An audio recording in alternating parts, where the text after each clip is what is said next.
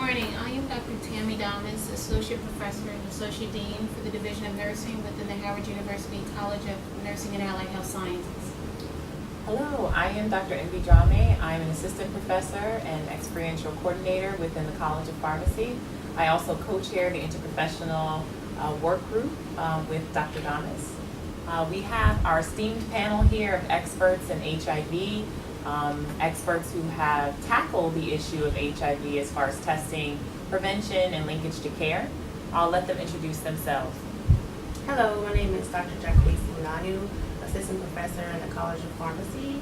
I have experience with working with the Center for Minority Studies Incorporated for the DMV area, which has done numerous consultations on chart reviews for physicians' offices in the area, and then also clinical pharmacists in the community setting with HIV infectious disease. I'm Dr. Nancy Murphy, and I'm faculty in the graduate nursing program here at Howard, and I'm an HIV specialist. I've been practicing as from New York, so I did HIV primary care for quite some time, and since I've been on faculty here, I practice at United Medical Center in the infectious disease clinic, where I see and treat patients for their HIV, as well as do testing, counseling, and sexually transmitted infection testing and care. Hi everyone, I'm Dr. Tamara Moss. I'm Assistant Professor in the School of Social Work and have experience primarily in group level behavioral interventions around HIV prevention, as well as HIV counseling and testing, all community-based approaches.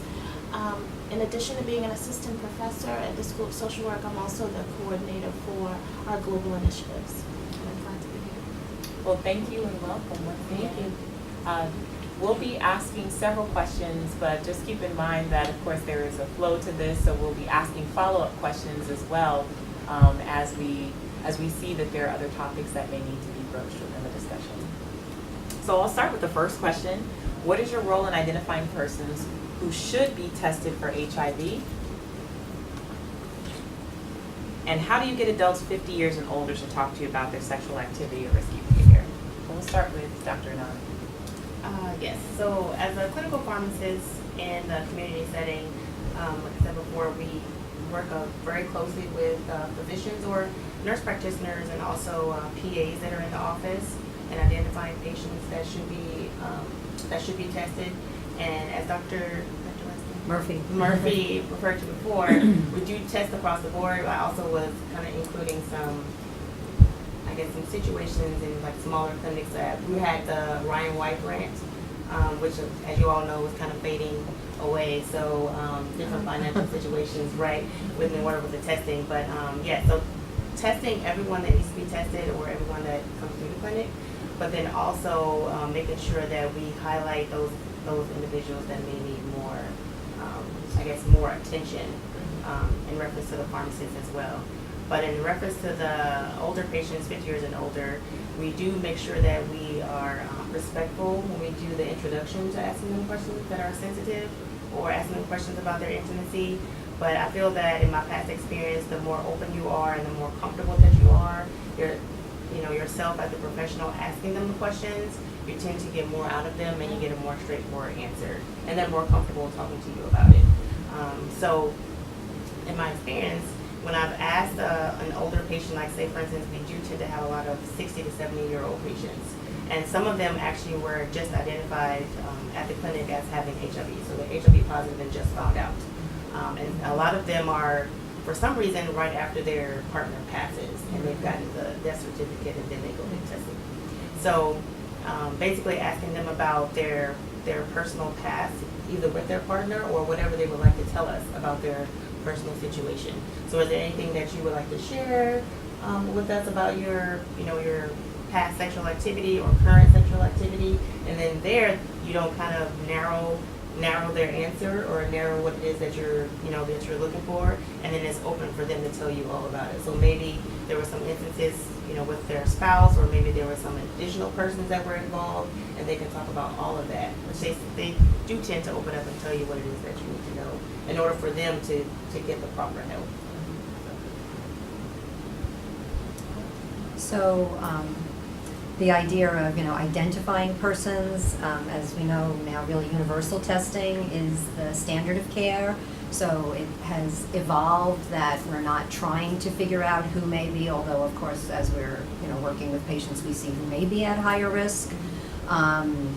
So in my practice, we do rapid testing, which now is really only 1 minute, which is wonderful, very quick, and people come in for HIV testing as well as other STI testing.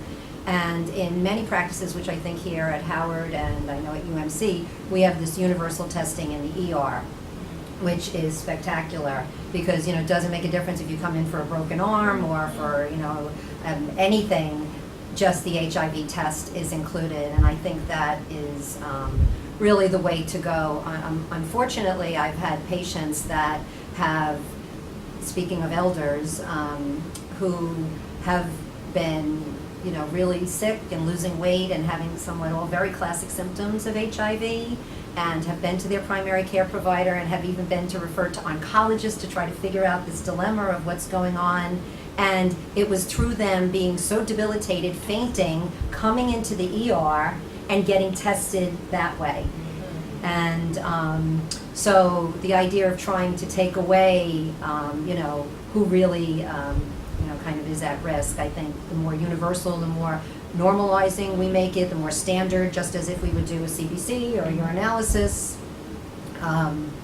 And in terms of, speaking with people who are older, over 50, that would be me, about, their sexual activity or risk behavior, we were just talking about the idea, standardly to try to, we say, when you have sex, do you have sex with men, women, or both, to try to, keep that open so that we're not excluding patients in any way or feeling that we're forcing some kind of,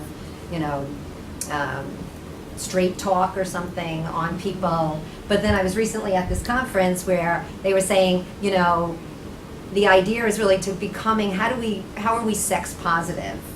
And what does that really mean? And I think sex positive, how comfortable, as you're saying, with our ability to speak about this. And I think that, like for me, I'm really dyed-in-the-wool harm reductionist. So the idea of non-judgmental and, really what is your presentation to the patient using motivational interviewing, having open-ended questions, so as opposed to being like, so when you have sex, do you have sex with men, women, or both? So tell me about your sexual practices, something that really is just, as a starter to see where the patient is, and, to know that this is often, I think, at least in my practice where I have patients who are positive, so they are longitudinal relationships, that you're not going to get everything immediately, and that you're really kind of setting the tone for the relationship and,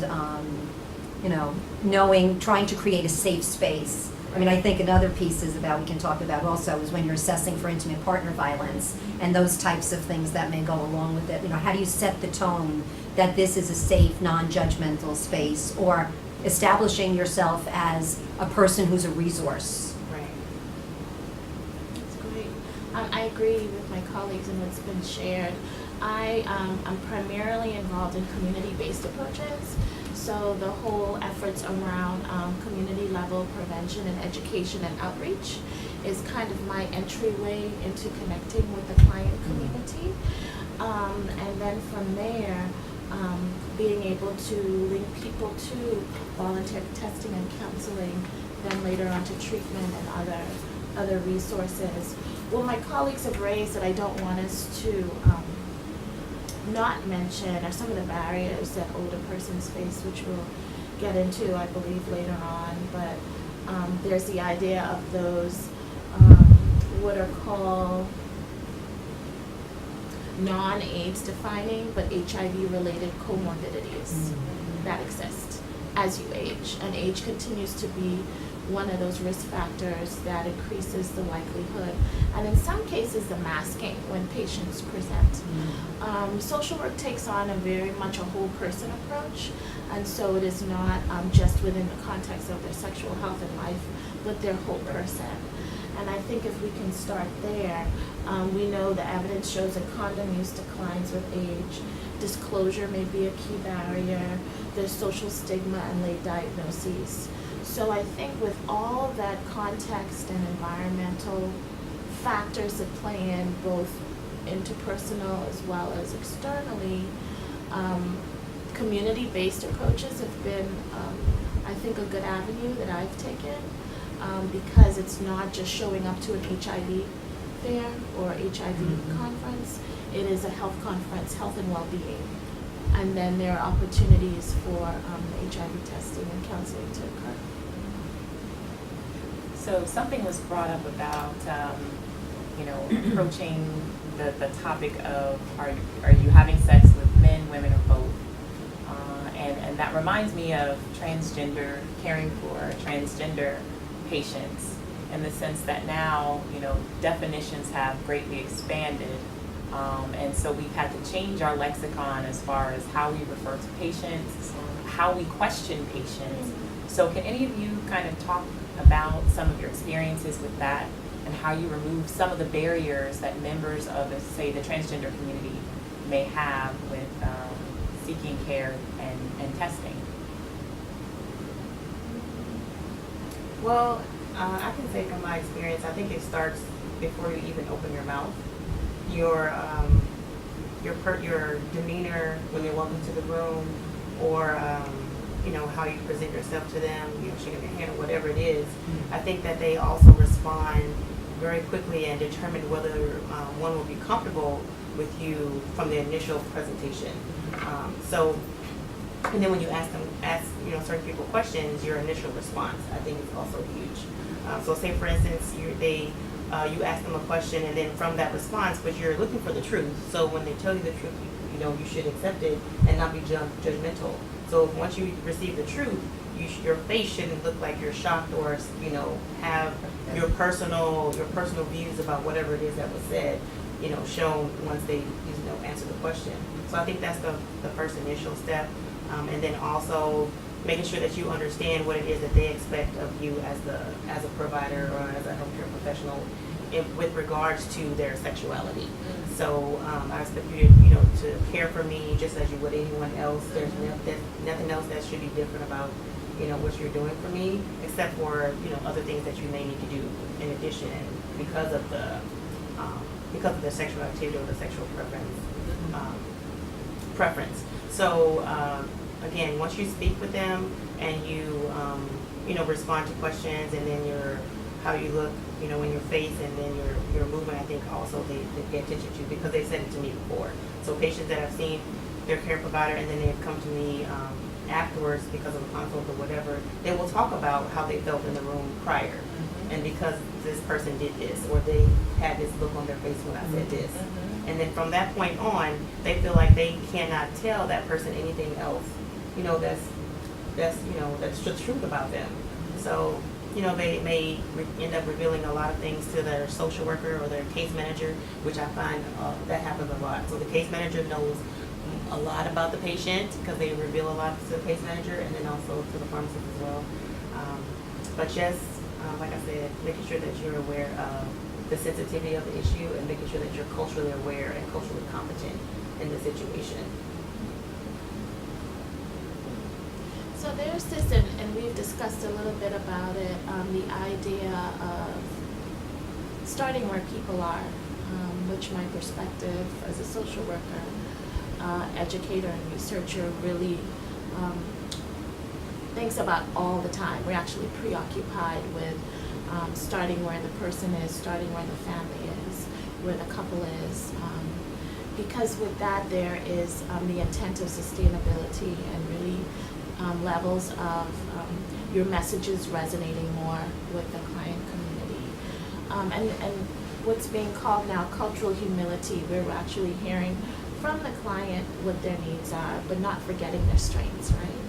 And not being deficit focused, and starting with questions like, what brings you in today? Let's talk about that. The issue of pronouns that we had a discussion on. You can start by saying, hi, I'm Dr. So-and-so, or I'm nurse this person, or I'm social work Susan, and it's great to see you. Just so you know, my pronouns are she. And start from there so that you're creating a safe space and environment where when you ask the questions, so what is your pronoun or which pronoun do you use, it doesn't seem like this odd outlier, artificial kind of second thought to the interaction that you're going to have, because you are expressing yourself in the same way that you're requesting. So that would be one approach to take, I think. Other ideas? I think that, again, the idea of, for me, not assuming that there is a fluidity to sexuality for all of us, and that I've treated patients who are transgender. I've done a variety of, hormonal pieces with people, in consultation with people who have specialties in that area, although unfortunately there's not a lot of very strong established evidence about that, but you do best practice type of work. And so to not assume that because this person appears a certain way or even identifies a certain way, that you know what their practices may be or their interests. So I think meeting people where they're at and being open to, and checking our own assumptions and our own, people come in, they have conditions. Of course, we're very focused on wanting to, have health and treat people's illnesses, but as well, I think coming from a strength-based perspective, and not to always be seeing that as, what's the problem, to be so problem-focused, which is hard because we want to solve problems. That's a good thing, too. I think also in exploring with people how their lives are unfolding, and what I like to say is, what is the fabric of your patient's life, and to understand that. And some people may be in a place where this is really perfectly fine with them, or I don't even want to say if that's the correct way to say it, whereas other people may be more reticent, or, exploring also, I think, discrimination or stigmas. Certainly I have patients who have been, in and out of prison, and that becomes a problem as well for people who are transgender. I have a patient, for example, and I explore how that's, how his family, how his relationship is with his family. He says to me that he's got, that he can actually speak about his HIV with his father and his brothers, and that's okay, but not about his sexual identity. So he doesn't feel discriminated on or stigmatized because of that, and he's taking medicine and he's very, very healthy, but the other piece is really a challenge for him with his family. And then, to try to, so then what also, as we're doing any kind of questioning or testing or screening, then what are our resources? How do we connect with, our patients with resources that can support them? Thank you so much. I've heard a lot, cultural humility, meeting the patient where they are, making sure that the environment is shame-free, and making sure that you have a high level of cultural competency and awareness in trying to work with your patients, making sure that you refer them to the correct resources. Sometimes we can't be everything to the patient, but that's why we're interprofessionals, that there may be somebody who can meet that need, and that's why we work together. So we'll move on to our next question. What is your role and responsibilities in testing, or for testing, referral, and coordination of care to ensure appropriate care for HIV patients? So kind of what is your role in making sure that all the steps are taken in order to get that patient to where they can receive the care that they need? Interesting question for me, because I have a non-clinical or direct practice role in terms of this question related to monitoring and evaluation. So I have been in the past working with county health departments on how this whole process is done. kind of the pathway to care and treatment and resources. And so ensuring that through the entire path that staff, both those from the front line, from someone that's entering a clinic or a center, from the person answering the phone to the clinician in the room, that they are knowledgeable and attentive to the needs and also the strengths of the client presenting, and that we are able to have a strong referral network. To your point around the critical need for interprofessional opportunities and actually applied teams that work together on the issues. So I believe strongly in evaluation of programs, so that while there is the clinical and direct practice sides of things, that we're constantly monitoring and evaluating the way that we're doing what we said we're going to do, and that we're actually benefiting ultimately the client and meeting their needs, and that checking of ourselves, that we're not being biased to what we want to achieve in terms of maybe numbers of testing and those sorts of things, but how are people presenting, how are ways that we can support them, and then how do we make the connection for them if testing is not a priority.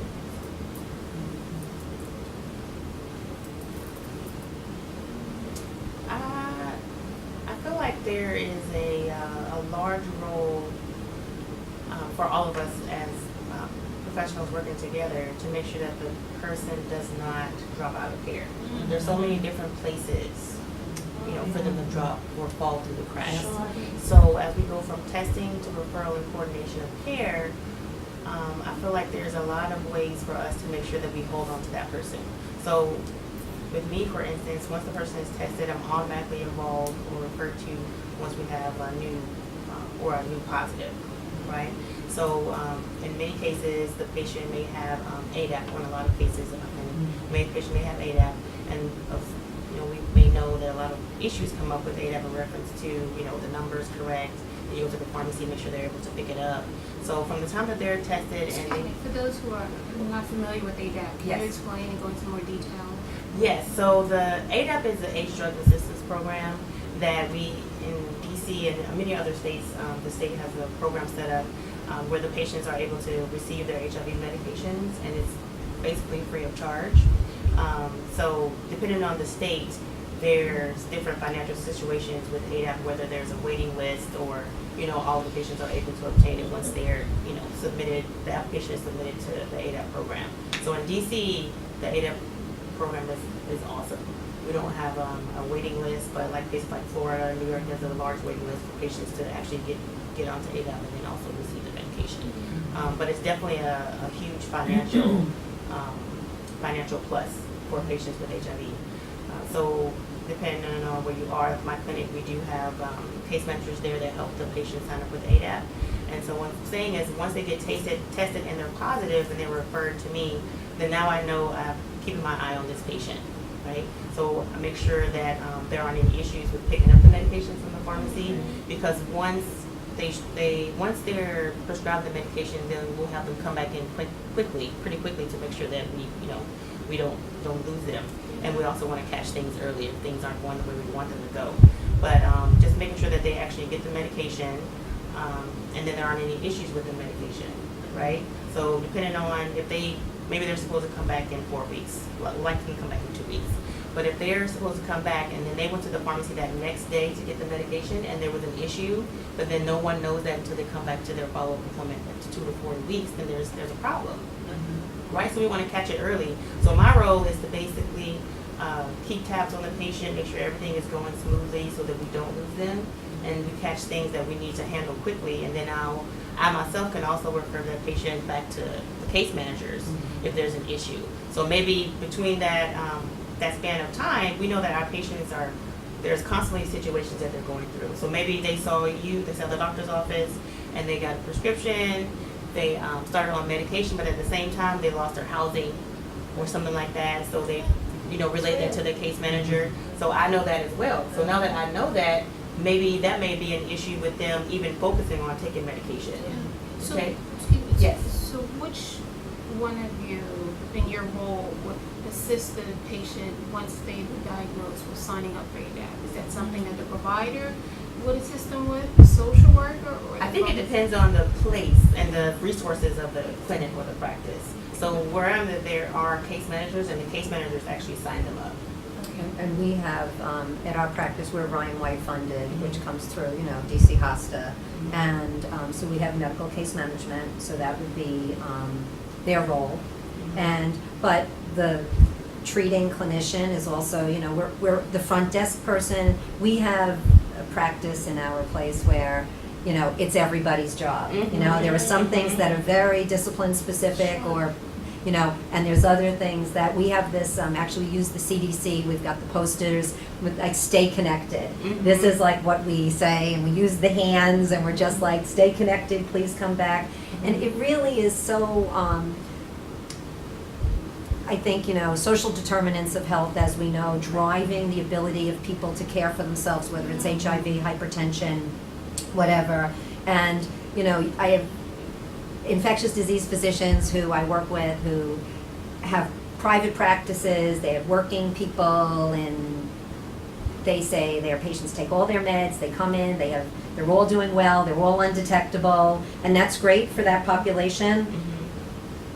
The population I work with is very different, and it's not always a priority that they're taking medication for whatever their condition is. And with HIV, it's a little challenging as well. It can be for hypertension also, because we know that's a silent killer also. That really patients don't have the physiological feedback of, even to the extent of their illness. So someone could have a very, very low CD4 count and really mostly be feeling fine. Right. And Amanda Castell at GW, who runs the DC cohort, has she's done some research on this, saying how, and that's patient's perspective, I'm really feeling okay. And so that's a fine line when you want to really stay connected with patients without, delivering this like scary, you're going to die message.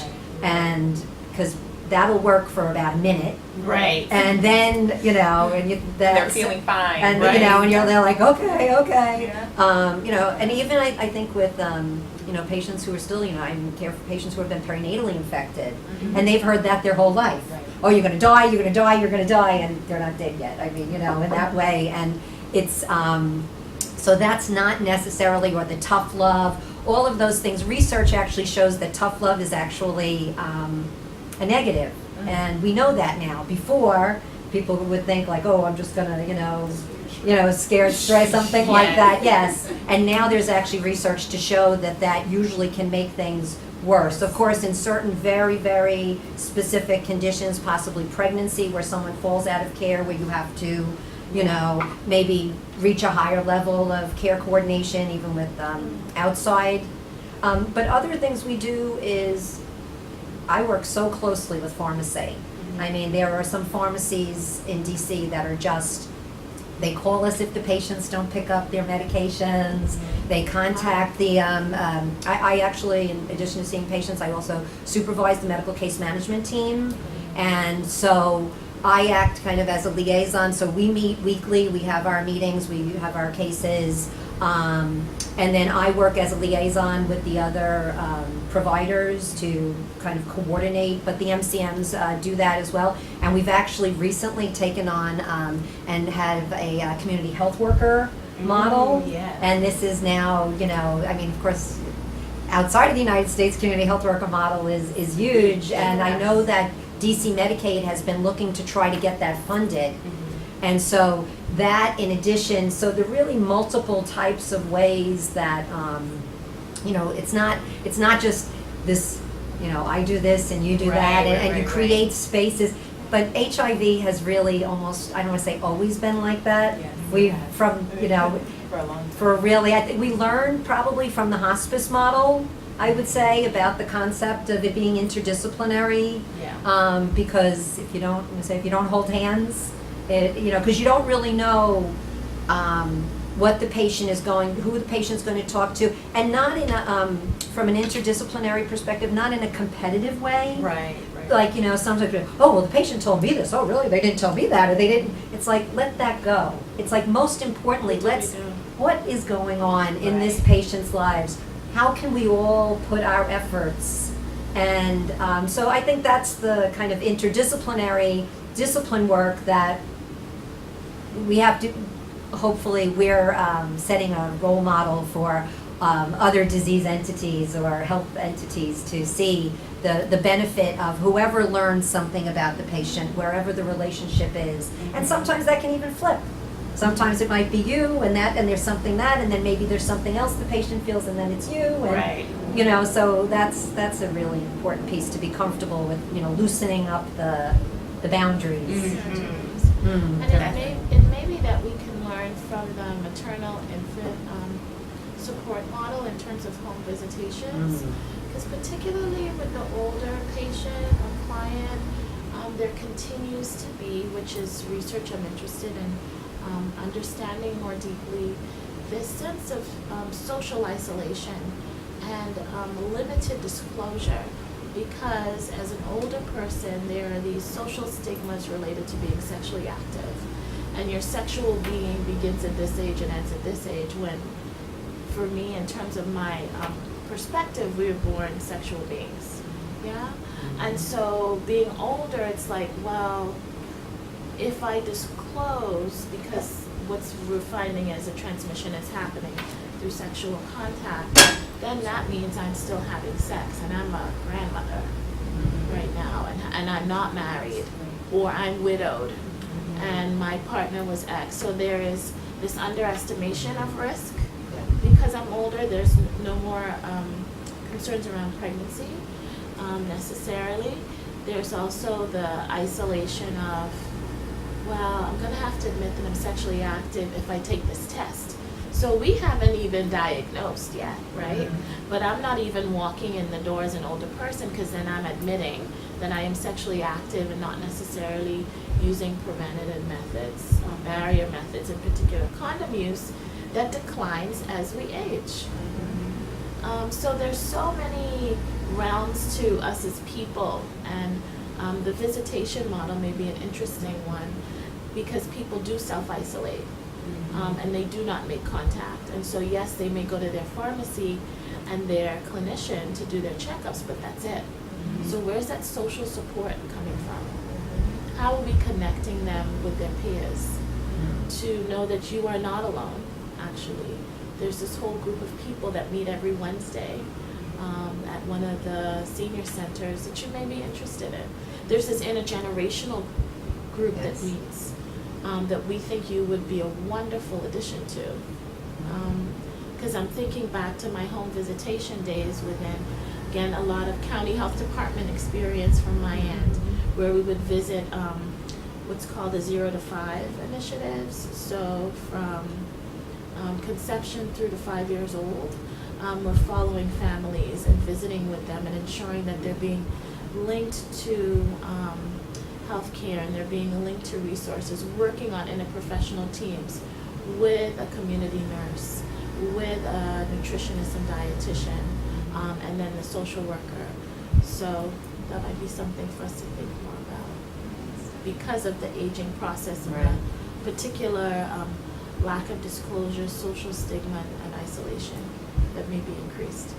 I can definitely say that everything that you just said is so correct and on point.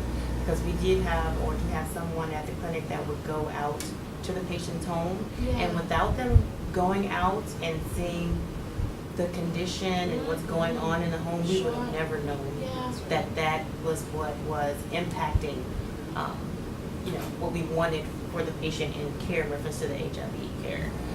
And then trying to say, okay, this is what's happening there, how can we help with that? So then meeting with the case managers to see what can they do. So now that we know that this is what's happening, and this is what the patient is focusing on before they even think about medication.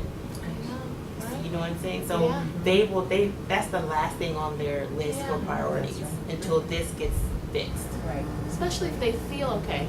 Yes. Right? Yes. So why do I Challenge. have to go to the pharmacy and get medication? Can I ask a follow-up question? This is something that's been thrown out there quite a few times. Ryan White funding. So I had to repeat that because I am of the opinion that Ryan White funding has definitely helped to lead us into this interprofessional atmosphere. Unfortunately, we have a society that goes where the money goes. So we go where the money, we try to leave where the money goes as far as allocation, but sometimes the money also helps to dictate. And with Ryan White's funding, there seems to be kind of a vision, some forward thinking about the fact that there are going to be multiple factors, or there are multiple factors that influence a patient's ability to care for themselves when they test positive for HIV. So can anyone speak about, first of all, what Ryan White funding is so that our audience is familiar with what that is, and how you might see that Ryan White funding has influenced or had an impact on how interprofessionally we behave in the realm of HIV care?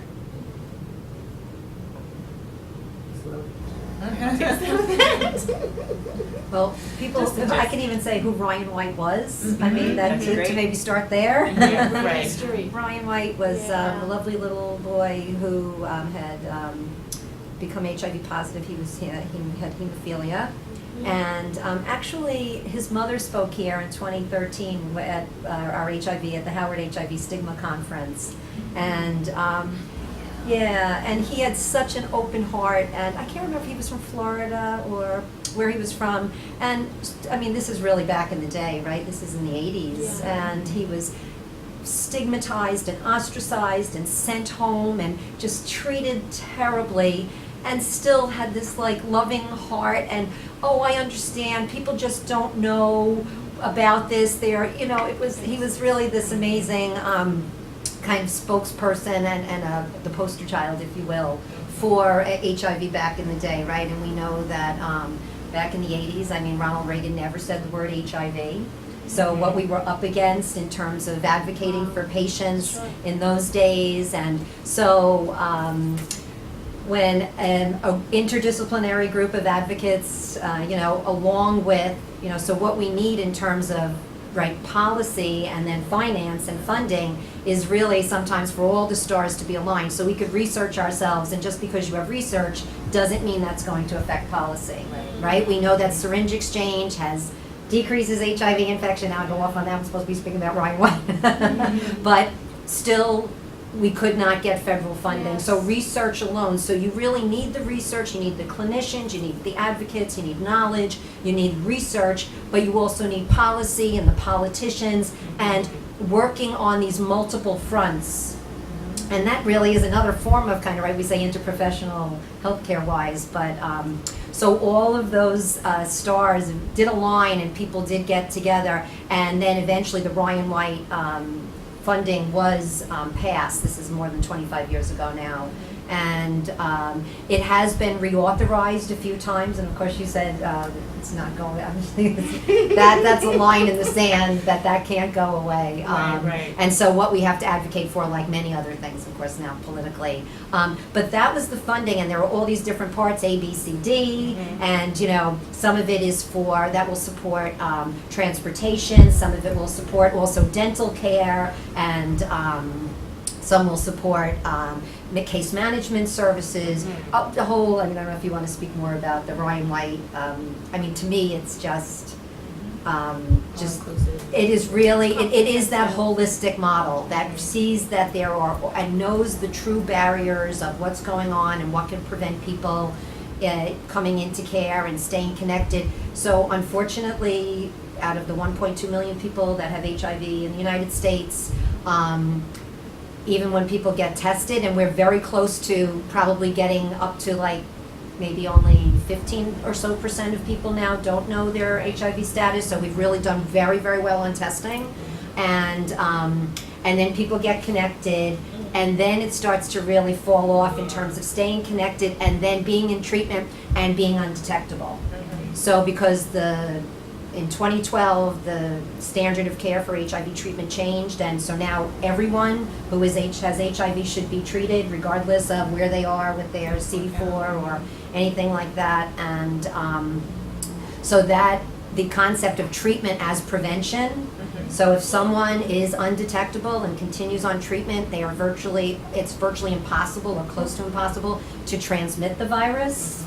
And so Ryan White, so in the United States, maybe about 40 or so people are really retained in care, and about 30% overall are virally suppressed. And Ryan White funding, it's up in the 80%. So the comparison between, and Ryan White funds probably about, out of the 1.2 million, probably about 500,000 patients with HIV. Okay, so that's Through the something, housing, medication anything. assistance, Yes. Mental health. yeah, mental health Mental health services, services, yes, exactly. case management services. So it is truly the underlying piece, because we could speak all day about Right. interdisciplinary, but if it's not funded, Right. And that's what I was getting at. Okay. So thank you so much for highlighting that. So we'll move right into our final question. Give an example of a time when you counseled or educated a client before, during, and or after HIV testing. So here's the clincher question about testing itself.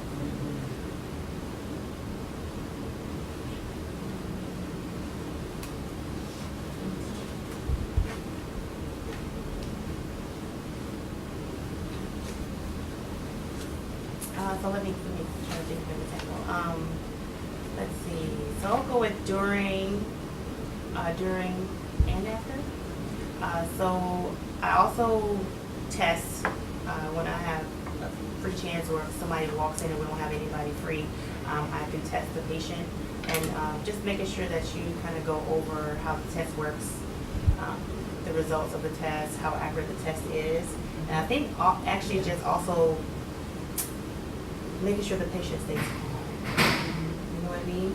And then also explaining to the patient the results of this test cover like, you know, activity up until this point. So if you did something, you know, just like, you know what I mean? Like, you will probably need to come back in for another test, depending on when you were, you know, you had your risky event that brought you in the first place. If a risky event brought you in.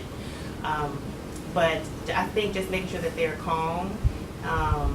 So talking to them and then not isolating. I know that they can step out and then wait for the result of the test, but like she said, the tests are so quick now. It's like this rapid turnaround.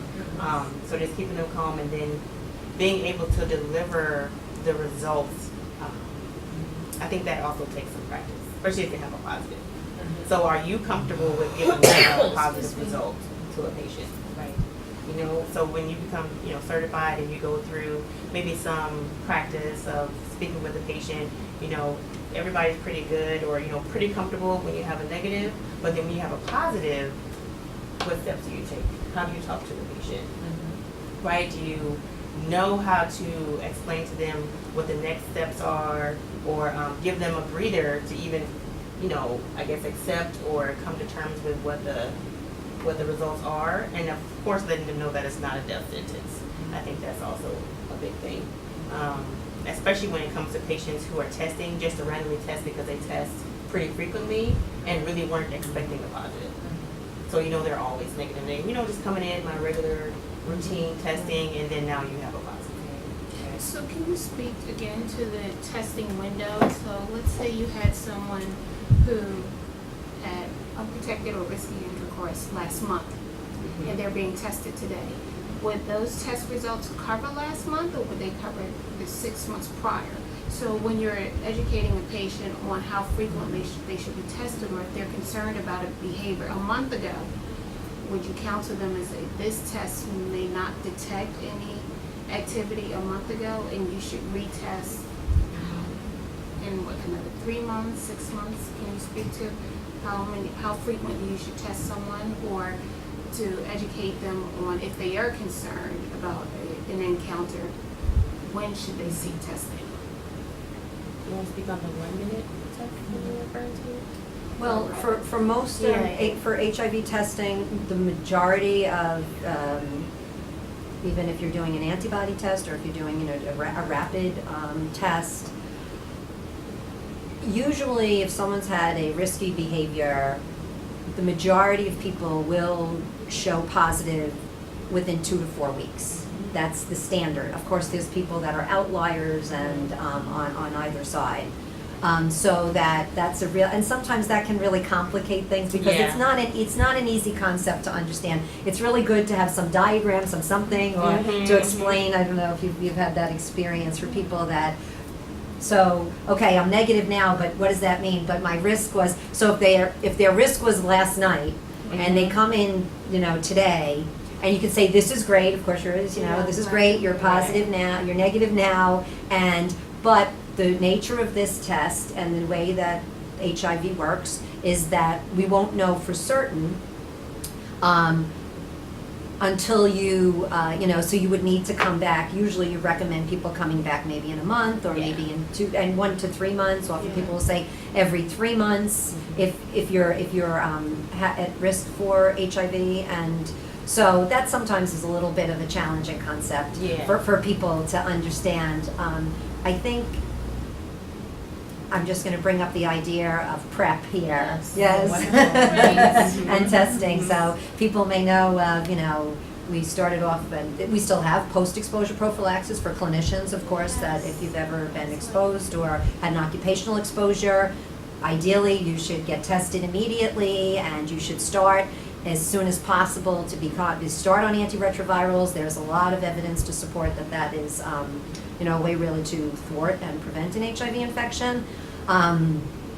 But we've now moved into the arena of pre-exposure prophylaxis. Thank goodness. And it is, so in terms of testing, if you have a patient that identifies that they are having, so one of the things about testing is you're doing risk stratification. So you're trying to identify with the patient what their risk is. And then depending upon if they are at a higher risk, this is testing and they're negative. Testing is an opportunity to offer them or refer them for pre-exposure prophylaxis. And for those who are not aware of PrEP, that has been approved by the FDA in 2014. There's guidelines for adults, soon to be coming adolescent guidelines are close at hand, and maybe even integrating that into school programs and how we talk about that. So that's another piece about testing, identifying people that are negative today but at risk. And so I don't know if you want to speak maybe more on how that. I'm so glad you brought that up. Because there's this idea of a client presenting, so there's a promotion of promotion of HIV prevention, and then the assessment of risk, and then the provision of screening, and eventual linkage to care and treatment. But with older client communities, there's that underestimation of risk that we mentioned earlier. So not only their own risk in terms of, say, bringing up issues around gender, and I have no concerns around pregnancy anymore. I don't have to use a barrier method. There's also the underestimation of risk in the partner that they are involved in. So my partner was married for 30 years and their partner died and they were faithful to that person. So I know they're going to be faithful to me. That may not necessarily be the reality. And so if a client comes in and tests positive, it's also an opportunity for them to think about their steady sexual partner getting on PrEP, because you have discordant couples where one person is positive and the next the other isn't. And so how do you work and navigate that experience? And so PrEP is this wonderful opportunity, although we don't want to even necessarily have to screen and then provide PrEP necessarily. You want to do that, what is it that you mentioned? Prevention is treatment. Yeah. But if that's not the reality of our client community, how do we get them to navigate and live their best lives? And I think that's a resource, both for the patient but also their partners.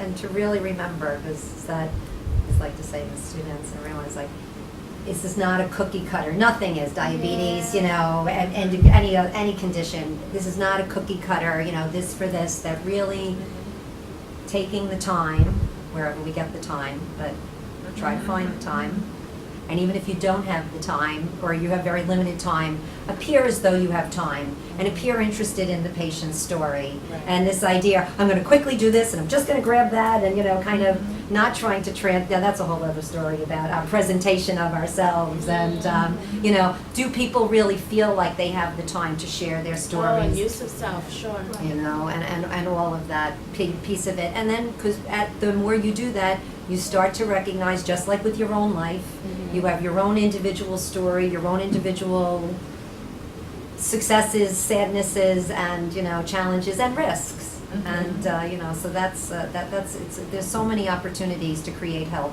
Yeah, and engage the patient in the process. So we brought up motivational interviewing and that assessing level of readiness and where people are, starting where clients are.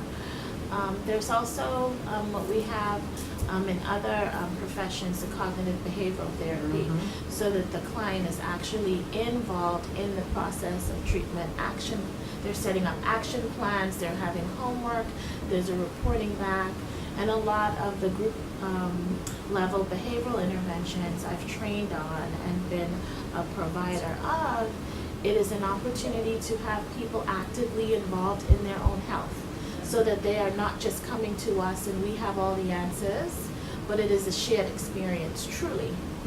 We bring this expertise from our various professions, from our interprofessional teams, but if we have the opportunity to engage the client as also someone who is actively working towards their personal care, then that, to me, can lead to sustainability, better health practices. People still go by word of mouth, and my friends do this. Right. Even when you're older, oh, we're all widows, so we don't. Well, actually, I went to my provider today, and they talked about this issue, and I'm going back home to think about, well, who have I had sex with? Have I been sharing needles if I am using substances? So those kinds of discussions can happen in the dialogue. Can create behavior modification, right? Because we talk about how change may be scary for some. I feel like these subjects are so interconnected, and you can always talk about or bring up another subject while you're, or work on another piece while you're doing something else. So, for instance, with the PrEP. So my clinic was one of the 2 clinics that received the PrEP clinic grant, right, for DC. And when we started the PrEP clinic, there are so many discordant couples, as you mentioned, that we could automatically think of that we need to really kind of target and make sure that we educate them, right? So when the patient comes in, just incorporating what you were just talking about, engaging the patient and being connected, I think that when you have time, even just a few minutes to ask them questions or follow up on what they told you previously in the previous appointment, that goes such a long way. Because their face, when they look at you, is like, you really remembered that? What I just told you last time? So, and I think that just helps with your rapport and your relationship with the patient for even future occurrences of whatever it is that you need to discuss.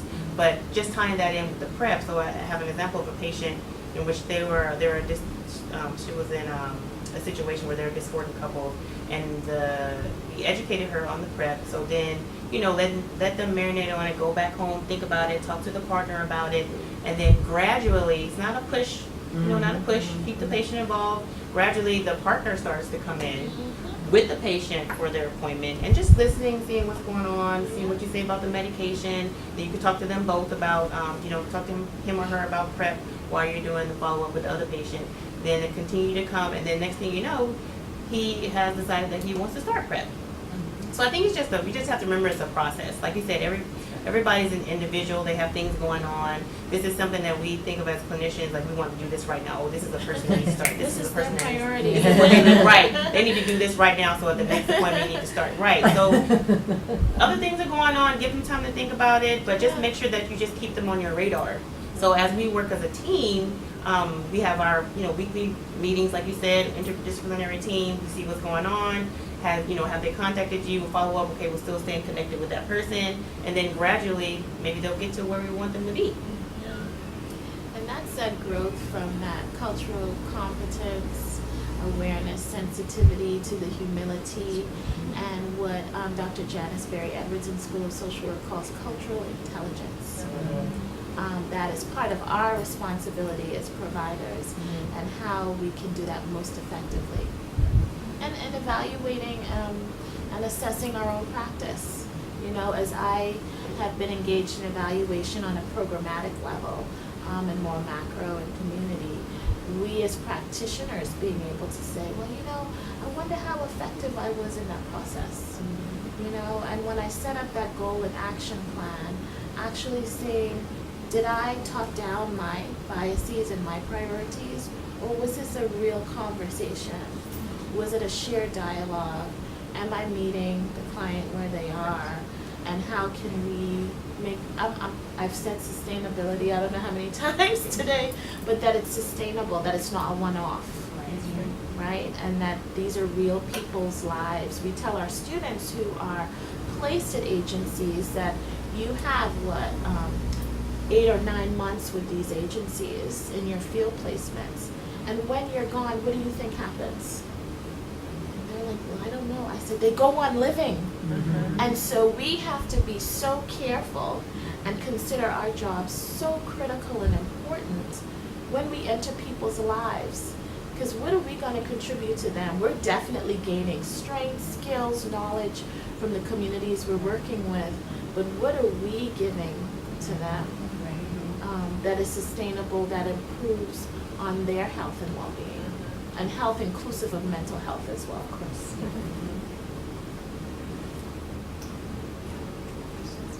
No, I'm just enjoying the discussion.